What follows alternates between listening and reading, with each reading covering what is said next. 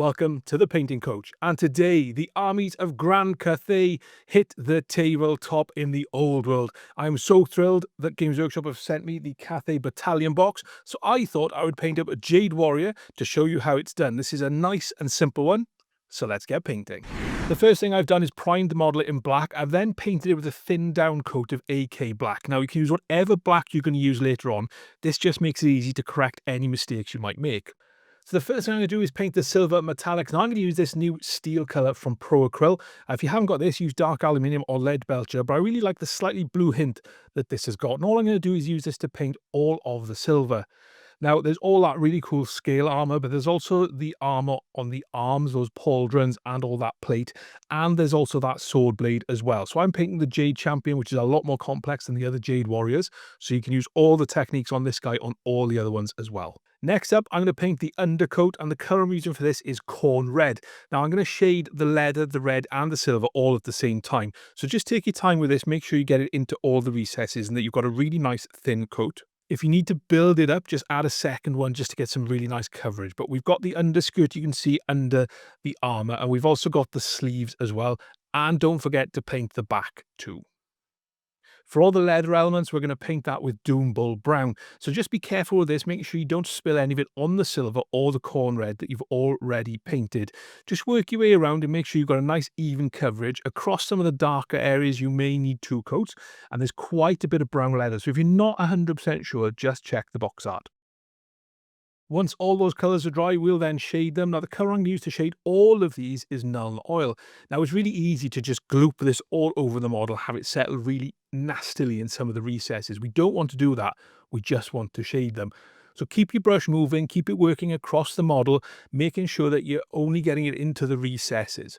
And what you'll notice as well in some areas, particularly where you've got all that filigree down the metal plates, you just need to take your time and just guide it around some of those sculpted details rather than just glooping it on and letting it settle. Otherwise, you'll end up with just a really dark metal looking plates, and these are going to be a lot shinier than that.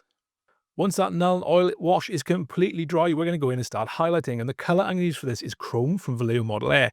Now, we're not going to go wild with this. Where we can, we're going to drag it along the sharp edges of the model. And we're just going to highlight the tops of the scales on the armour. We don't need to do the whole thing, just the tops. They're the bits that are going to catch the most light. Where you've got that really big shoulder guard in terms of the plate armour, we're going to paint the majority of that with the chrome because that's really going to catch the light and you really want that to stand out. Use the edges of the sword to draw some really nice crisp highlights on there as well by dragging your brush. Next up, we'll paint all of the gold. And I decided to do the gold first because if I made any mistakes, it would be really easy to go and correct them rather than highlight the red and the brown and then have to go back in. So for basing the gold, I'm using Dragon's Gold from Two Thin Coats. If you haven't got this, Retributor armor is absolutely fine. We've got that massive dragon's head shoulder pad. We've got some little elements across the model that are gold as well, and also the hilt and the guard on the sword as well. We'll shade all of the gold using Reikland Fleshshade. This is nice, easy and straightforward. And like the previous stage with Nuln Oil, try not to just have a massive gloop of it on there. We want to get it into the recesses. So rather than just slopping it on, paint it on. And that way it'll get where it needs to go. And also, of course, be very careful around the silver elements you've already finished.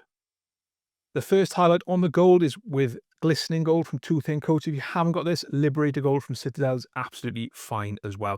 What we're looking to do here is paint the majority of these gold elements, particularly the parts that are pointing upwards, because we're going to go for a very, very bright gold. So make sure you catch your brush across all of those sharp edges. There will be some areas you can drag it to get a nice crisp highlight, but in others, you'll just have to paint it on. So leave the darker colours in the recess. The last highlight on the gold is going to be the brightest one, and I'm using white gold from Pro Acryl for this. Now, if you haven't got white gold, you can mix a tiny bit of bright silver in with your glistening gold, only a tiny bit, because otherwise it'll look a little bit too green. What we're looking to do here is catch the most raised edges, so those parts that are facing upwards.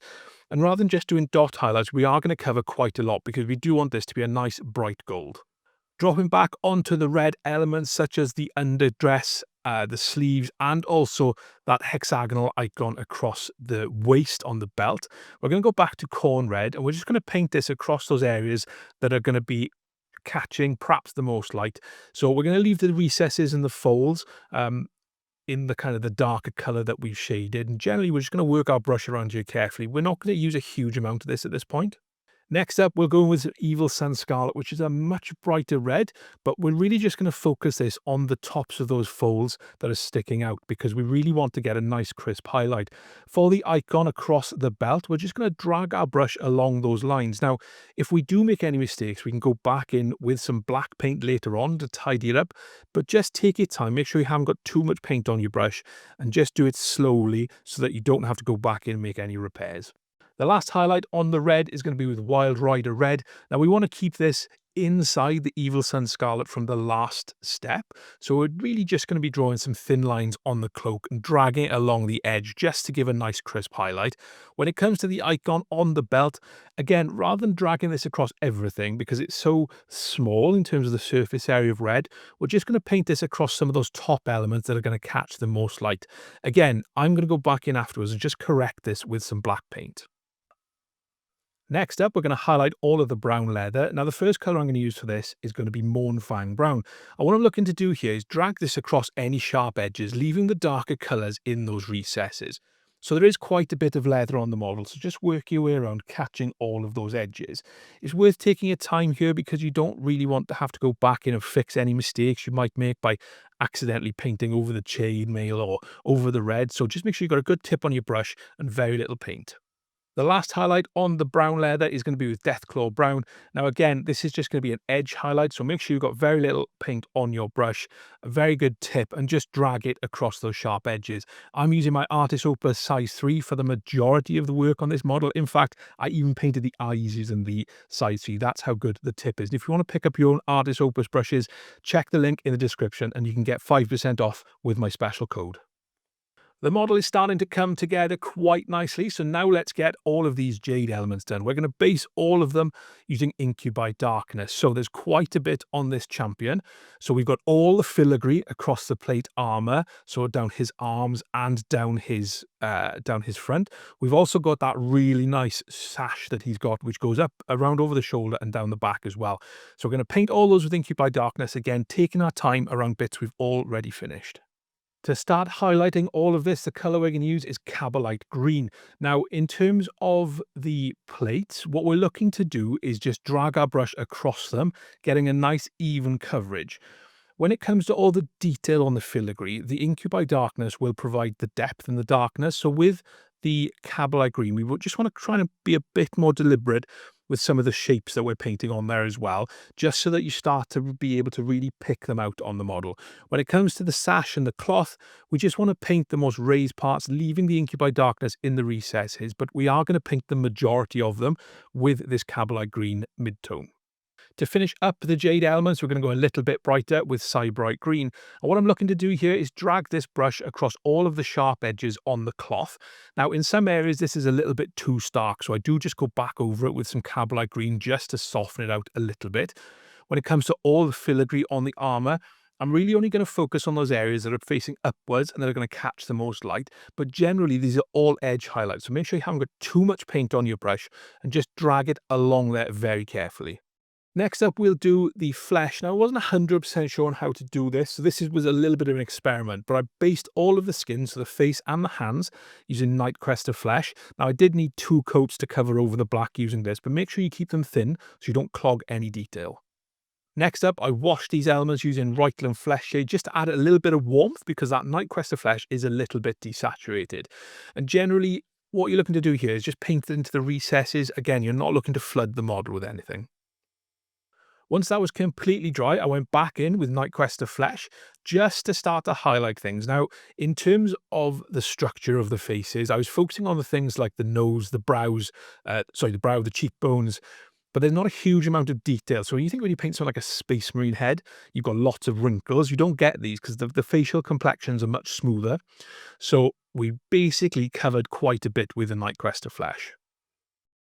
Next up, we did a 50-50 mix of Questor Flesh and Kislev Flesh, and this is where we really started to highlight some areas, such as the nose, the eyebrows, and also those cheekbones, the ears, all the bits that are sticking out of that gorge, and a little bit across the forehead as well. And this is what keeps that original tone, but also just shows it to be a little bit lighter and bring a little bit more luminosity to the flesh. As an optional step, if you want to, you can go back in with pure Kislev Flesh and just use this across those elements that are going to catch the most light. So we're really talking about very small bits of the nose, those cheekbones, and a little bit of the brow, but this is completely optional. There are a couple of elements left on the warrior. So first up, let's do the tassels on that gorget and also the bone pin going through the hair there. I will base all of these using Zandri Dust, just being careful across areas we've already finished. We'll then take some Screaming Skull and just use this to gently highlight those areas. There's no need to put a wash in here. It's probably make them too dark, but this will just help them stand out on the model and make it readable at tabletop. The last thing we need to do is all of the black elements, so we'll highlight those. If you haven't already, go back in with the original black you used just to tidy up any overspills. We'll take some Eshin Grey and start highlighting with this. So across the hair, it's a fairly pronounced area that we're looking to do. We've got all of those ridges and strands of hair, so we'll highlight those. Across the belt and the pack on the back, we'll just drag our brush across them to get a nice crisp highlight. And that'll give us a nice base. When it dries, it'll blend down into that black quite nicely, so it'll be a very subtle highlight. To finish the black, we'll take a little bit of Dawnstone, and again, we're just looking to drag our brush across any sharp edges here, just to make sure that we've got a nice crisp highlight. For the hair, we're going to make sure we paint it inside the Eshin Grey of the previous step, so that should be nice, easy, and straightforward as well. I think this is the only model in the unit that hasn't got a helmet, so this is the only one where you've got to worry about the hair, but it should be a fairly straightforward step. And there we have it. This Jade Warrior is done and ready for the tabletop. I'm really chuffed with how it's turned out. I love the colour scheme the Games Workshop chose. You can really see the contrast between the green and the red, and I'm very, very happy with it. I did paint the eyes off camera. There was no way I was going to be able to do that on film because of how close I had to get to the model, and it did take me a little bit too long to do as well. But anyway, I hope you really enjoyed this video. Check out my unboxing video here. Thank you so much for watching. I'll see you next time.